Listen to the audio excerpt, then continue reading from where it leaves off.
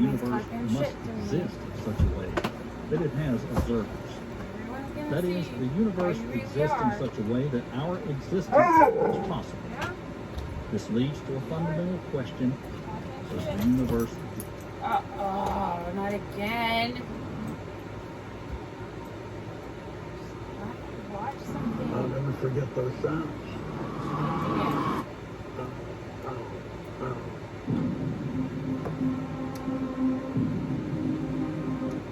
By 1930, the search for the elusive ninth planet had been running for well over 3 decades.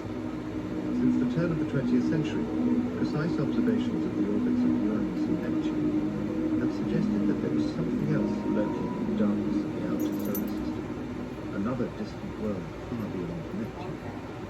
But hunting down such a faint object was not the beautiful movie in the celestial prism. Leading the search for Planet X over much of this time was the founder of the Flagstaff Observatory, Percival Lowell. Starting in 1906, Lowell had embarked on an obsessive pursuit of the ninth planet, but despite years of work, he would not live long enough to see its discovery, and he would never know how close he came to finding it himself. Unknown to Lowell, an image of Planet X had been captured in 2 photographs he had taken just a year or so before his death in 1916, but the evidence was missed. The photographic plates were filed away, and the search would go on without him for another 15 years. The logic behind using identical pairs of photographs taken a few nights apart was simple. Examining the 2 images of stars that appeared to have shifted position, they would be able to differentiate between the distant stars in the background and anything that was orbiting closer to Earth. Hundreds of pairs of images were taken at the Lowell Observatory for this purpose, and analyzed using a blink comparator, which helped to reveal any minute differences between the images.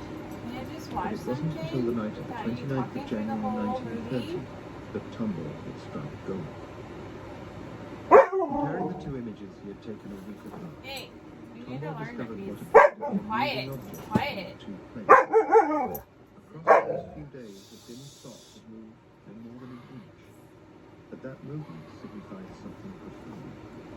This was an object much closer to the distance. An object that had moved as our perspective had changed with the Earth around it. And over the course of that period, this object had actually shifted against the distance. I'm not arguing with you. Tombaugh had found Planet X, which would be named Pluto, I'm done talking. after the statue of Felicia Bell, an 11-year-old English schoolgirl from Boston. Taking off from Cape Canaveral Air Force Base, the New Horizons space probe began its epic journey across the solar system towards Pluto in January 2006. Just 9 years after the death of Clyde Tombaugh, this tiny interplanetary probe, no bigger than a grand piano, made room in its payload for 30 grams of his a tribute to the man who had begun our journey to Pluto 76 years before.